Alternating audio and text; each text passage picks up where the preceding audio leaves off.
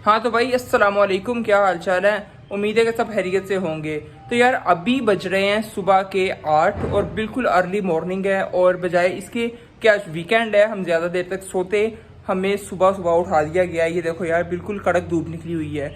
और जब सुबह सुबह हम बहुत सी फ़ोन कॉल्स के बाद उठे हैं तो पता चला है कि वजह ये है कि हमारी जो नीचे फ्रिजेस थी, दोनों फ्रिज थी हमारे घर, वो दोनों की दोनों ख़राब हो चुकी हैं। दोनों ने अपना काम छोड़ दिया है। अब बात यह है कि भाई हमारे घर थे 2 फ्रीज़र, एक हमारे पास डीप फ्रीज़र था और एक हमारे पास फ्रिज थी। तो लाइट के कम ज़्यादा होने की वजह से, ये पता नहीं इसके पीछे क्या वजह बनी है, वो दोनों के दोनों काम छोड़ गए हैं। इनमें से एक तो खैर बहुत ही पुराना था, कोई जो डीप फ्रीज़र था वो तो पता नहीं कौन सी सदी का था। मेरा ख्याल है कम अज़ कम उसे कोई हमारे पास कोई 15 एक साल होने वाले होंगे।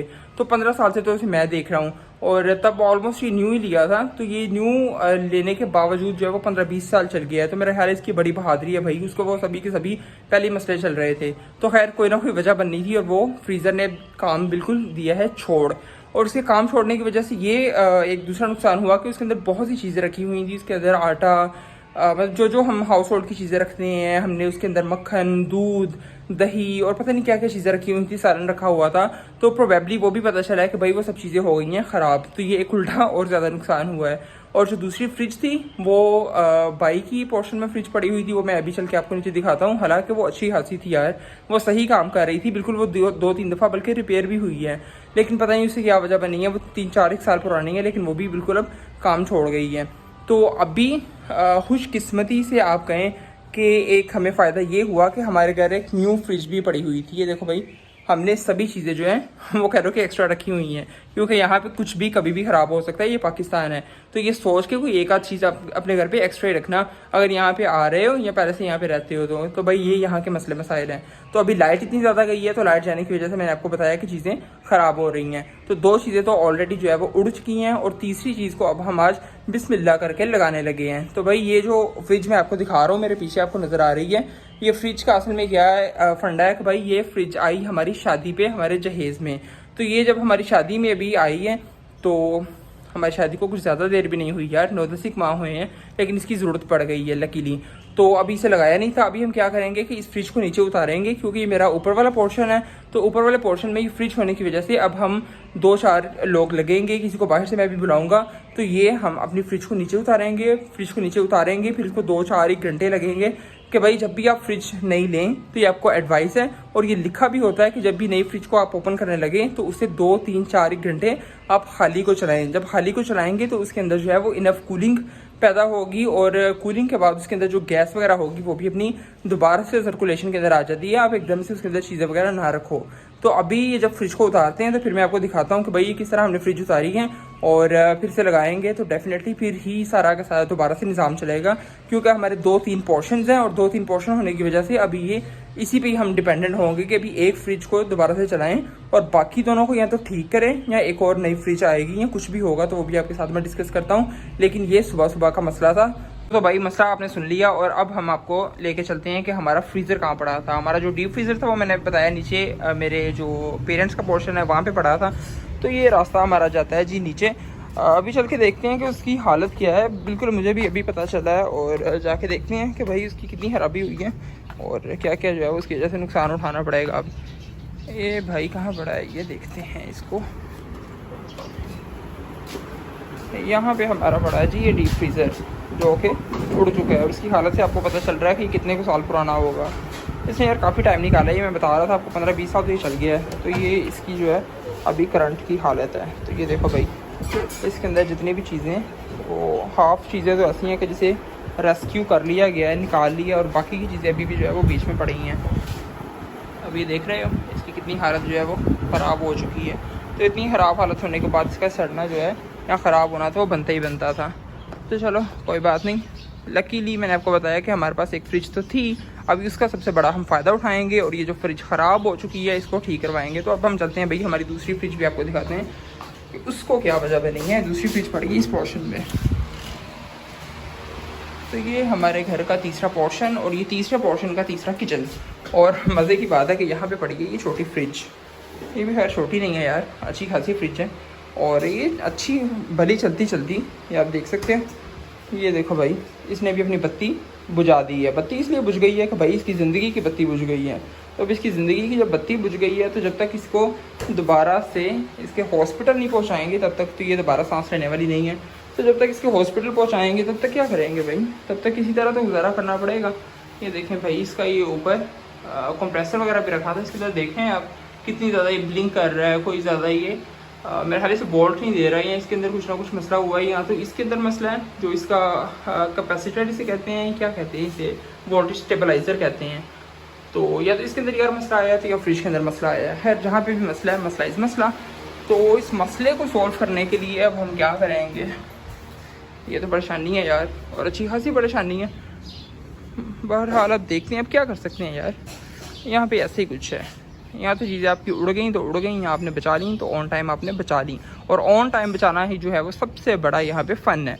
हम अक्सर ये कोशिश करते हैं कि भाई जब भी लाइट वाइट जाती है तो इनको हम क्या करते हैं, बार बार आ जा रही हो तो हम ऑफ़ कर देते हैं, एसी को ऑफ़ कर देते हैं, पीछे से मेन स्विच उठा देते हैं, फ्रिज का उठा देते हैं। लेकिन वो एक दो दफ़ा जो गलती हुई है तो अब वो गलती को हमने भुगतना तो है किसी तरह से। तो वो किस तरह भुगतेंगे कि भाई अपनी एक और हम जो फ्रिज ऊपर पड़ी है, जो मैंने आपको बताया ये अपर पार्ट ऑफ हाउस, यहाँ पे जो ऊपर वाले पोर्शन में पड़ी है उसको अब लेके आएंगे। तो वो भी शरीफ शायद सेक्रीफाइस हो और वो इनकी खाते जो है अब वो भी शायद दाव पे लगेगी। तो चलो खैर जो भी होता है भाई देखी जाएगी। अब फैमिली में क्योंकि इतने ज़्यादा हम लोग जो है मेंबर्स हैं, 3 पोर्शन है, तो तीनों को किस तरीके से चलाना है। और पानी भी तो भाई ठंडा करके पीना है कि नहीं। इतनी ज़्यादा धूप देख रहे हो, ये धूप देखो यार आज किस कदर ज़्यादा निकली हुई है। यहाँ पे ये सूरज है भाई, और सूरज की तरफ तो मुँह भी नहीं हो रहा, शायद आपको कैमरा में भी नज़र ना आ रहा हो। तो ये 3-4 बारिशों के बाद आज बहुत ही ज़्यादा कड़क किस्म का ये सूरज निकला हुआ है भाई। फ्रिज हमने खोल दी, और फ्रिज खोली है बड़ी हमने मुश्किल से। फ्रिज इसलिए मुश्किल से खोली है कि यार ये जहाँ पे पड़ी है इसके ऊपर है छत तक स्पेस कम, और ये सीधा जो डिब्बा है, ये इसका जो गत्ता है ये ऊपर को नहीं जा रहा था। तो ऊपर को ना जाने की वजह से मैंने सोचा कि भाई इसे किस तरीके से हमने खोलना है, तो इसे हम किस तरह जो है वो अनवाइंड करें। तो इसको हमने इस तरह से खोला है कि हमने यहाँ पे ये सारी स्टेपल्स लगी थी, ये देख रहे हो ये स्टेपल्स यार बहुत ही ज़्यादा मजबूत थी। मैं सोच भी नहीं सकता था कि इतनी अच्छी स्टेपल्स लगी होंगी। ये काफ़ी बड़ी और काफ़ी मोटी वजनी स्टेपल्स हैं। तो ये इन्होंने एज आ सेफ्टी यहाँ पे लगाई हुई थी। मैंने ये सारी स्टेपल्स खोली हैं पहले, मतलब वो स्टेपलर रिमूवर के साथ। और इसको खोलने के बाद अभी क्या है कि ये देखो भाई, ये हमारी न्यू फ्रिज, और मसला ही कोई नहीं है। यहाँ पाकिस्तान में चीज़ें जलती हैं तो कोई मसला ही नहीं है भाई, हमारे पास तो पैसे बहुत है ना, हमने तो न्यू फ्रिज खोल ली है।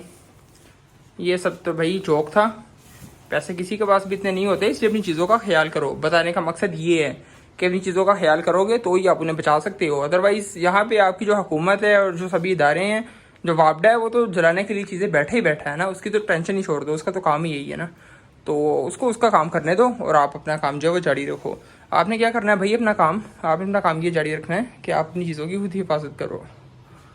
तो अभी क्या करने वाले हैं, अभी इसको रिमूव करता हूँ मैं सारे, क्योंकि अभी 1-2 लोग मिलेंगे तो ही इसको रिमूव कर सकेंगे।